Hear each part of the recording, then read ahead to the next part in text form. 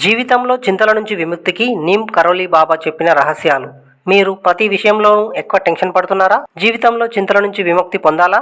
అయితే నీమ్ కరోలి బాబా చెప్పిన ఒక విలువైన మంత్రం గురించి తెలుసుకోండి. నీమ్ కరోలి బాబాను దైవిక వ్యక్తిగా ప్రజలు భావించేవారు. ఆయనను హనుమంతుని అవతారంగా కూడా అనుకునేవారు. బాబా ఎల్లప్పుడూ ఇతరులకు సేవ చేయడానికే ప్రాధాన్యమిస్తుండేవారు. మానవ సేవ అనేది భగవంతునికి భక్తునికి మధ్య ఉత్తమ మాధ్యమం అని భావించేవారు.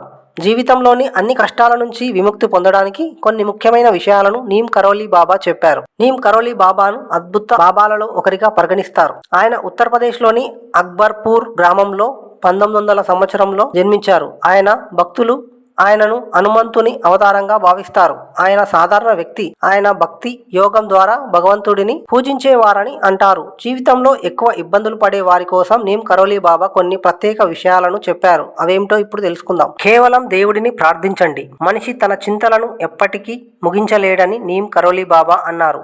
దీనికి కారణం, ఒకవైపు మనిషి దేవుణ్ణి నమ్ముతూనే మరోవైపు తన కష్టాలు ఎప్పటికైనా తీరుతాయా అని కూడా అనుకోవడం. దేవుణ్ణి నమ్మేవాడు, చింతించేవాడు ఇద్దరు ఒకే మనసులో కూర్చోలేరు. మీరు దేవుణ్ణి విశ్వసిస్తే మీరు చింతించాల్సిన అవసరం లేదని అర్థం.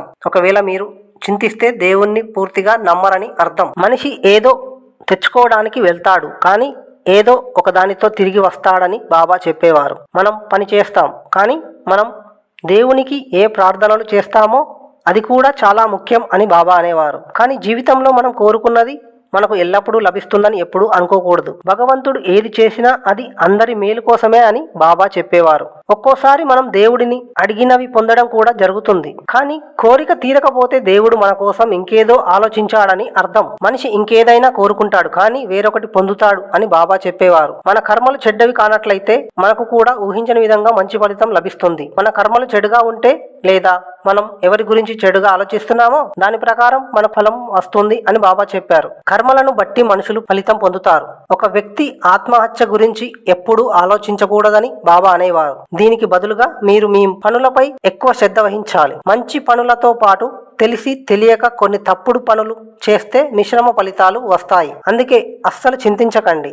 ఆలోచనపై, మీ పనిపై దృష్టి పెట్టండి బాబా అన్నారు. చింత మరియు ధ్యానం యొక్క అర్థం పూర్తిగా భిన్నంగా ఉంటుంది. మూర్ఖులు చింతిస్తారు. చింతించడం మన పని కాదు. మన పనులు చక్కగా చేయడమే మన పని. ఎల్లప్పుడూ ప్రతి పనిలో మీ బెస్ట్ ఎఫర్ట్ పెట్టండి అని బాబా అనేవారు. మీరు జీవితంలో ఏదైనా వ్యాపారంతో సంబంధం కలిగి ఉంటే దానిలో కూడా అన్ని పనులను చక్కగా చేయండి. ఏదైనా పని చేసే ముందు దాని గురించి ఆలోచించి ఆ పని చేయండి అన్నారు. పని చేసిన తర్వాత దాని గురించి అస్సలు చింతించకండి. దానిని దేవుడికి వదిలేయండి అని బాబా అన్నారు. సానుకూల ఫలితమే వస్తుందని నమ్మండి, చింతించకండి. ఆందోళన నుండి బయటపడడానికి ఇదే అతిపెద్ద నియమం. మనిషి తన మనసును గాయపరిచే ఉద్దేశాలను మనసులో సృష్టించుకోకూడదని బాబా చెప్పేవారు. మీరు ఏదైనా పని చేసినప్పుడు మీ మనసులో ఒక ఉద్దేశాన్ని ఏర్పరచుకోండి. మీరు కష్టపడి పని చేసినప్పుడు పనిలో సానుకూల ఫలితాలు సాధించబడతాయి. ప్రతికూలతకు దూరంగా ఉండండి. భగవంతునిపై విశ్వాసం కలిగి ఉండండి.